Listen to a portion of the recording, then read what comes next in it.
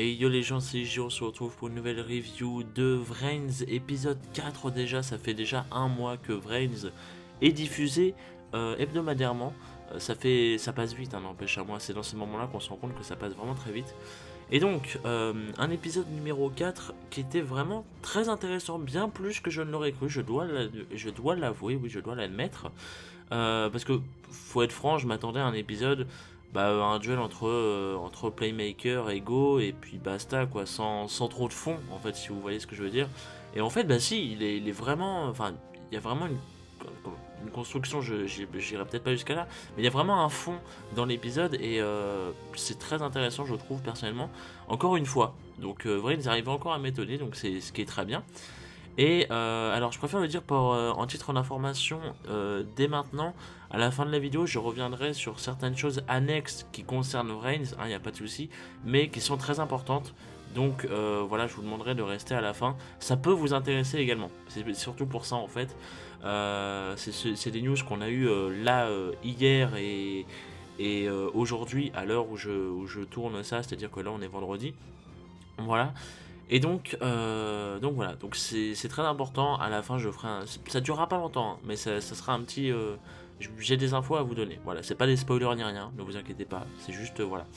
Donc l'épisode du coup commence par Go, Onizuka Go, hein, qui rend visite en fait à un orphelinat. Il y avait une rumeur comme quoi l'épisode 3, comme quoi il serait souvent, comment dire. Il aurait une appartenance entre guillemets à des enfants tels que, enfin, comme un petit peu Crow dans 5D ou même dans R5 du coup. Enfin, vous voyez un peu le genre. Et du coup, oui, il rend visite à un orphelinat dans lequel il vient assez régulièrement, apparemment. Et en fait, ce qui se passe, c'est que dans l'orphelinat, vu qu'il vient assez régulièrement, comment dire, les enfants de l'orphelinat sont assez fans de lui, de Go. Et donc forcément il le voit un peu comme une espèce de grand frère et tout, donc il l'adore, tout ça et tout. Sauf que là pour une fois, eh bien il regarde Playmaker, en fait ils sont devant des espèces de vidéos d'action de Playmaker dans Vrains et tout. Et en fait ils s'en foutent totalement de Go, ils sont totalement concentrés, ils sont focus sur Playmaker. Et Go forcément ça l'affecte un petit peu dans son ego, dans son amour propre, ce qui est logique, hein. Pour le coup, on peut pas le blâmer pour ça, je pense. Et donc, c'est pour ça en fait que Go va vouloir affronter Playmaker pour, comment dire, entre guillemets, rétablir la vérité, peut-être pas quand même, mais pour rétablir, comment dire, l'espèce de ratio de favoritisme qu'il y a, si vous voulez, et donc redevenir le favori des enfants, et donc c'est pour ça qu'il va affronter Playmaker. Voilà. Ce qui peut se comprendre. Ça peut se comprendre, c'est un. Comment dire, c'est une noble raison selon moi, donc voilà. Et donc à ce moment-là, en fait, il va voir Akira. On rappelle que dans l'épisode précédent, il avait refusé l'offre d'Akira qui lui proposait comment dire, de faire un espèce de terrain spécial, etc. et tout. Enfin, tout ça pour que en fait Akira se serve de Go pour affronter Playmaker et récupérer Ignis. Et lui, du coup, de son côté, Go, comment dire, peut tout simplement prendre entre guillemets sa revanche sur Playmaker. Et donc voilà. Et donc il va le voir pour finalement lui demander de constituer un terrain dans lequel il pourra affronter Playmaker sans souci d'interruption, sans que Playmaker prenne la fuite ou quoi que ce soit, ou que des gens viennent les déranger et tout. Non, vraiment safe. Et donc du coup voilà, il va voir Akira. Donc entre guillemets on peut dire qu'il accepte son offre. Même si c'est pas totalement ça, mais on va dire qu'il y a eu un arrangement. Voilà, on va dire ça. Donc voilà. Donc ensuite on change un petit peu de décor. On a Yusaku qui rentre chez lui après l'annonce qui a été faite à la fin de l'épisode précédent où il y avait un chevalier d'Anoi qui serait apparu dans Vrains. Et donc Yusaku se dépêche de rentrer chez lui. D'ailleurs chez lui c'est un espèce de taudis. C'est assez lamentable, on va pas se le cacher. C'est vraiment très pauvre, mais genre c'est limite pire que dans 5D si vous voulez. Et ça m'a choqué parce que je me disais Yusaku il est pas censé être pauvre à ce point là. Enfin je sais pas, mais c'est vrai qu'on n'avait pas vu encore sa maison, et ça semble être sa maison, c'est là où il avait déposé Ignis, son disque de duel et tout, vous savez, donc c'est sûrement sa maison, ou c'est peut-être juste un espèce de petit refuge, c'est peut-être un petit truc comme ça, c'est pas expliqué, mais en tout cas c'est un véritable taudis dans quoi il est, et c'est assez petit, mais pourtant, en fait, ce qui fait contraste, c'est que il ouvre un moment un passage secret dans ce taudis, et donc ça fait très... en fait, si vous voulez, son espèce d'abri, de taudis comme je l'appelle. C'est très rustique. Et justement, il y a un passage secret et tout qui est très moderne. Donc ça fait vraiment bizarre, ça fait assez paradoxal. Enfin bref, voilà. Et donc il arrive dans Vrains via son espèce de petit passage secret et tout, il se connecte. Et donc une fois là-bas, il sent en fait que ce n'est pas un chevalier d'Anoï qu'il a en face de lui, mais quelqu'un d'autre. Et en fait justement c'est Go qui révèle son apparence parce que, rappelez-vous pardon, dans l'épisode précédent, on avait appris qu'on pouvait changer d'avatar. Et donc c'est Go qui, qui a fait exprès de se déguiser en chevalier d'Anoï pour attirer Playmaker et son sens de la justice. Et donc c'est très bien pensé de sa part, à Go Minera, c'est assez intelligent, il faut l'avouer. Et donc Playmaker, bien évidemment, comme on s'en doute, va ignorer totalement Go, il s'en fout totalement de lui au final, parce que lui il est juste là pour les chevaliers d'Anoï, et donc il s'en fout, il décide de se barrer, sauf que Go, bien évidemment, fait alors apparaître une espèce de cage, si vous voulez, pour pas que justement il prenne la fuite, on en avait parlé, et donc le seul moyen de s'enfuir étant bien évidemment de remporter le duel. C'est la base dans Yu-Gi-Oh! Et donc en fait, là le duel commence, hein. Bien évidemment je ne vais pas vous décrire comme je vous l'ai dit la dernière fois, je ne décris plus les duels. Et donc justement, par contre pendant le duel il se passe plein de petites choses que j'ai notées et qui sont très intéressantes selon moi. Notamment pendant le duel, alors ça c'est petite note personnelle entre guillemets, c'est qu'il y a plein de références au monde professionnel du catch, qui est un monde que personnellement je connais plutôt pas mal en tant que fan de catch. Voilà, on va pas se le cacher. En fait, il y a plein de petites références qui sont faites. Alors, si vous n'êtes pas fan de catch, je vais vous expliquer. C'est-à-dire que par exemple, à un moment, il y a un espèce de présentateur de duel, vous savez, un petit peu. Enfin, si vous avez vu l'épisode et tout, vous savez, à chaque fois, vous savez, les mecs un peu qui commentent les duels dans l'épisode, bah, c'est un peu ça en fait. Et donc, en fait, le présentateur du duel, à un moment, fait une référence très sympa au monde du catch. En fait, il demande au public qui du coup regarde le duel dans le monde réel et tout, est-ce que Go va passer heal ou rester babyface avec ce match auprès des gens? Alors pour ceux qui ne savent pas ce que ça veut dire, c'est que on dit par exemple d'un catcheur, quand il est babyface, un catcheur, c'est que il a du succès auprès de la foule, voilà. Et quand il est heal, c'est qu'il est méchant. Si vous voulez, babyface c'est gentil, heal c'est méchant. Je vous l'ai déjà dit en plus dans plusieurs reviews, où j'ai toujours dit que, par exemple, je sais pas, dans Arc-Five, Dennis qui faisait un heal turn ou un face turn par exemple, bah voilà, vous savez ce que ça veut dire. Face turn c'est il devient gentil, heal turn c'est il devient méchant, je vous l'ai déjà dit. Et donc du coup là c'est une belle référence, du coup parce que Go à la base est quand même assez gentil, hein, c'est un babyface, et du coup vu que là il y a plus babyface que lui, par exemple on dit qu'un catcheur est face quand il est gentil, et on dit qu'il est babyface quand il est tout le temps gentil, c'est-à-dire genre John Cena, pour ceux qui connaissent, c'est un babyface, il est jamais méchant, il est toujours gentil, voilà. Et du coup, vu que là, si vous voulez, il y a Go qui est face et Yusaku, enfin Playmaker, pardon, qui est encore plus face, donc babyface, est-ce que par défaut, Go va passer heal dans ce match, dans le sens où un méchant contre un gentil, vous voyez ce que je veux dire? Du coup, voilà. Et donc j'ai beaucoup aimé cette petite référence au monde professionnel du catch. Et Go justement explique à un moment que en fait à un moment ils ont chacun deux monstres sur le terrain. Et donc pour lui ça ressemble à une espèce de tag team match. Donc un 2 contre 2, hein, enfin un match par équipe plus précisément. Donc ça peut être 3 contre 3, 2 contre 2, etc. Mais c'est le même nombre des deux côtés. Et donc c'est assez sympa comme petite allusion. Et donc par ailleurs du coup oui, Go possède plein de monstres faisant référence à des prises de catch. Dans leur nom en fait ils ont des petits noms genre Souplex, etc. C'est assez sympathique en tant que fan, encore une fois. Et de toute façon c'est normal puisque lui-même se décrit comme un catcheur professionnel dans l'épisode, voilà. Donc forcément tout fait sens. Mais voilà, j'ai trouvé ça quand même assez sympa. Surtout que Go est un personnage qu'on va voir assez régulièrement. Donc on va sûrement avoir assez régulièrement des références au catch. Et en tant que fan, ça me fait plaisir. Voilà, tout simplement. Je tenais à y revenir. Voilà, peut-être que pour vous vous en foutez, mais moi j'ai trouvé ça sympa. Et donc toujours pendant le duel, on a Ignis qui récupère des données sur les adversaires de Playmaker à chaque fois, hein. Et donc là du coup il récupère des données sur Go, il essaye, et il découvre en fait que Go passe régulièrement du temps à l'orphelinat, comme ce que je vous ai dit au début de la review, en tant que bénévole, et il leur fait même des dons à l'orphelinat. Et pourquoi? Tout simplement parce que quand il était petit, il était apparemment dans le même orphelinat, voilà. Donc forcément il y a une espèce de je comprends votre peine et tout, donc je vous soutiens, forcément. Donc c'est beau, forcément. Enfin, moi je trouvais ça assez joli, mine de rien. Et ça ajoute un peu de background, n'empêche, à Go, qui en a bien besoin, hein, faut se le dire, parce que sinon il était un peu osef quand même.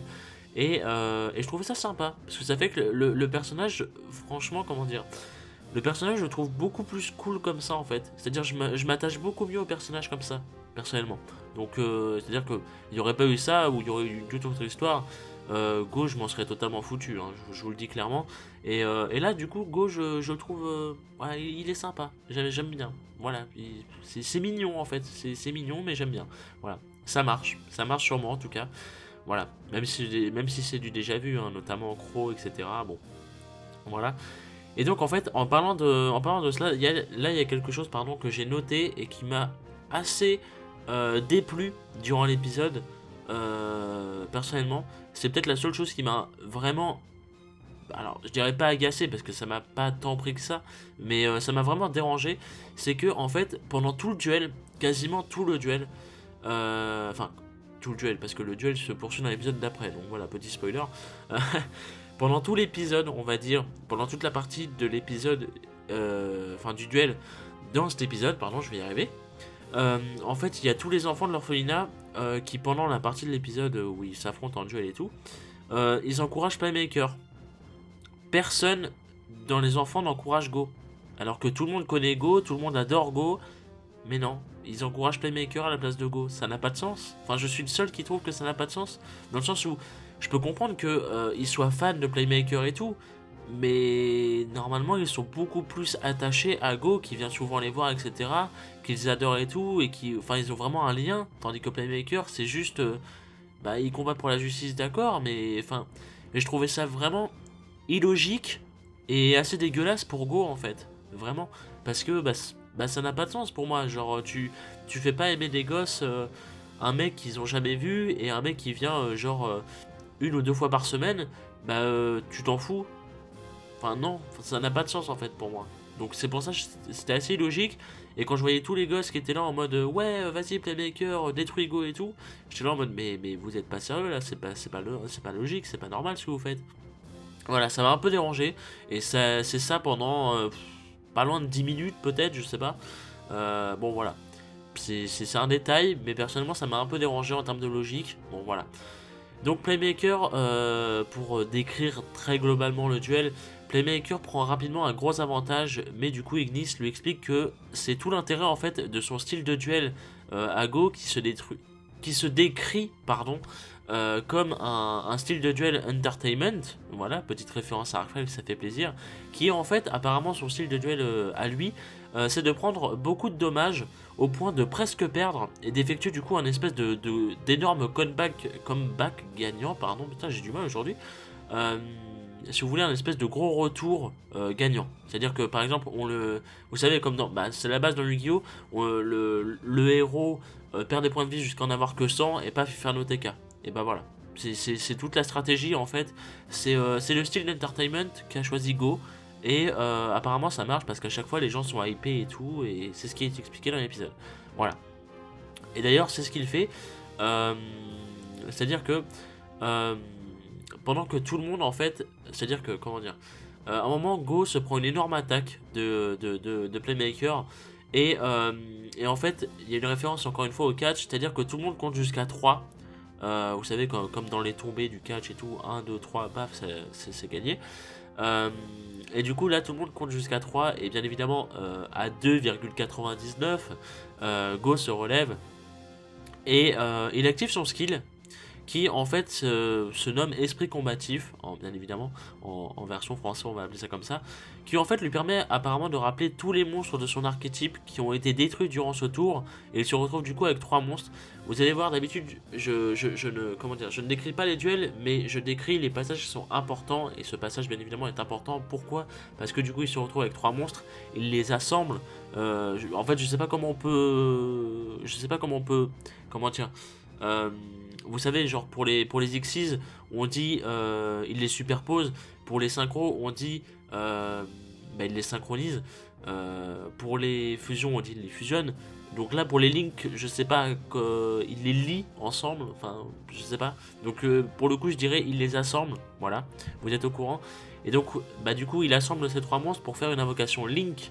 Et alors j'ai pas du tout noté le nom du monstre, hein, désolé, mais c'est assez étonnant parce que je m'attendais vraiment pas à ce que Go est un Link maintenant, et encore moins dans cet épisode là, c'est-à-dire que bah, s'il allait avoir un Link, je me disais bah ça allait être au pire dans le prochain épisode, et ça m'étonnait qu'il y en ait déjà un autre en fait, enfin aussi rapidement si vous voulez. C'est logique, mais pour moi ça m'étonnait, voilà, et surtout maintenant, je pensais qu'il allait avoir un Link dans le prochain épisode par exemple, mais du coup non, c'est très rapide.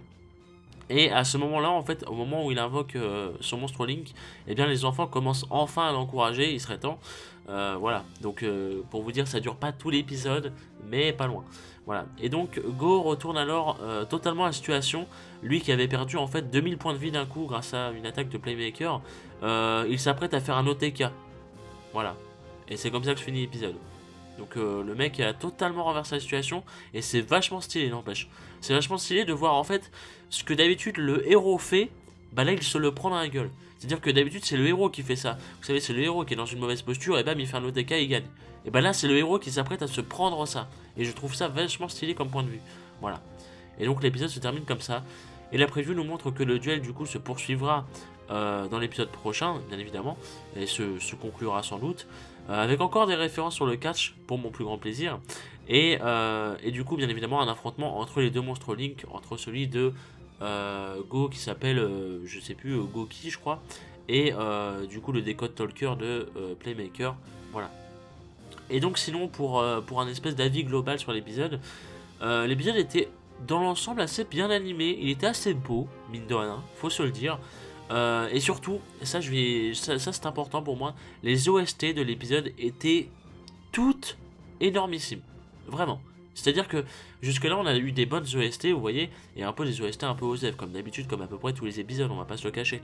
Mais là dans cet épisode, je crois vraiment que j'ai kiffé toutes les OST, mais vraiment bien kiffé.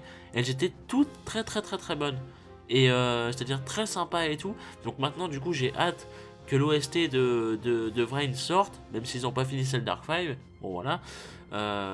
Mais du coup, les OST étaient vraiment excellentes dans cet épisode. Donc je vous invite vraiment, quand vous le verrez, si c'est pas déjà le cas, ou si vous comptez le revoir, à faire vraiment attention aux OST, parce qu'elles étaient vraiment vraiment très sympathiques, très belles, très épiques pour la plupart, et c'était vraiment très très beau à voir. Voilà, enfin du coup à entendre, vous m'avez compris. Voilà. Et donc ce que je voulais vous dire en tant que fin de vidéo, voilà, c'est en fait il y a plusieurs infos. Vrains est dispo sur Crunchyroll US. Voilà. Qu'est-ce que ça veut dire? Ça veut dire que en fait Crunchyroll, pour ceux qui ne savent pas, c'est une plateforme d'animé légal. Hein, voilà, c'est-à-dire que tous les autres trucs c'est illégal entre gros guillemets. Enfin, c'est pas entre gros guillemets, c'est illégal, c'est censé être illégal, sauf que voilà, ça passe. Mais du coup voilà. Et donc en fait Crunchyroll US avait fait Arc 5, etc. Et je crois qu'ils avaient même fait les autres générations de Yu-Gi-Oh, ça je sais pas. Et à la fin, enfin, comment dire, ils avaient commencé en fait à mettre Arc 5 quand il y avait une centaine d'épisodes, donc ça avait fait un espèce de petit buzz et tout dans la communauté, voilà. Et donc là ils ont décidé de faire Vrains. L'annonce est tombée cette nuit à 2h du match, je crois, donc c'était cool. Et donc bon voilà. Et en fait, ce qui est chiant, c'est que Crunchyroll FR, qui du coup bah ça se relie à Crunchyroll US, vous vous en doutez, ne font pas les mêmes choses. C'est-à-dire que Crunchyroll US font Yu-Gi-Oh, Crunchyroll FR ne font pas Yu-Gi-Oh. Voilà. Donc on est baisé et on ne peut pas, en fait, on ne peut pas, si vous voulez, regarder les épisodes sur Crunchyroll US. Donc c'est très chiant. On ne peut pas, sauf si tu changes ton DNS ou ton je sais plus quoi, enfin faut toute une manipulation, c'est chiant, en plus faut avoir un compte et tout, c'est pas gratuit, donc c'est un peu dommage et tout. Ce qui est dommage parce que Vrains c'est en 1080p du coup, et on a du Yu-Gi-Oh en 1080, c'est putain de génial. Mais ne vous inquiétez pas, il y a des sauveurs nommés Horrible Sub, qui est une fan sub officielle je pense, et à mon avis légale parce que sinon ils auraient pas ça. Horrible Sub, j'ai vu il y a quelques heures avant de tourner la review, j'ai vu qu'ils avaient sorti Vrains les 4 épisodes en 1080 et que donc ils comptaient les faire. Ce qui veut dire que pour ceux qui ne savent pas ce que c'est qu'Horrible Sub, ce qui est génial, pourquoi? C'est que on va pouvoir avoir les épisodes toutes les semaines très rapidement et à la même horaire. C'est-à-dire que Crunchyroll, si vous voulez, Crunchyroll apparemment ils avaient l'épisode 1 heure après le Japon, en sub, en Full HD, tout ça, bon voilà. C'est un peu la même chose avec Horrible Sub. Voilà. Crunchyroll c'était ça, et Horrible Sub ça va être à peu près la même chose. Il y a juste à voir l'heure et tout, mais voilà, donc c'est beaucoup mieux, parce qu'on n'a pas à attendre l'euro, et en plus à attendre le script, ou à attendre le sub. Là non, là on va directement avoir l'épisode en sub, en Full HD, et tout le temps la même horaire, tout le temps, toutes les semaines. Je sais pas si vous réalisez à quel point c'est fantastique en fait. C'est un truc de malade. Ça fait depuis 2009 que j'attends de voir du Yu-Gi-Oh en Full HD. Merci les films, ça existe, mais j'aimerais bien voir l'animé principal en Full HD. Et c'est enfin disponible. 2017. C'est magnifique, c'est un très beau jour. Voilà. Et je devais le dire. Voilà, donc vous êtes au courant. Donc la team, je rappelle, c'est Horrible Sub. C'est pas dur à trouver, hein, franchement. Et voilà, c'est une bénédiction. Il reste plus à espérer qu'ils vont faire Pokémon Sun et Moon. Pour ça, on peut se brosser, je pense, mais on peut espérer. Et puis bah, rien n'est impossible. La preuve, ils font Brains. Voilà.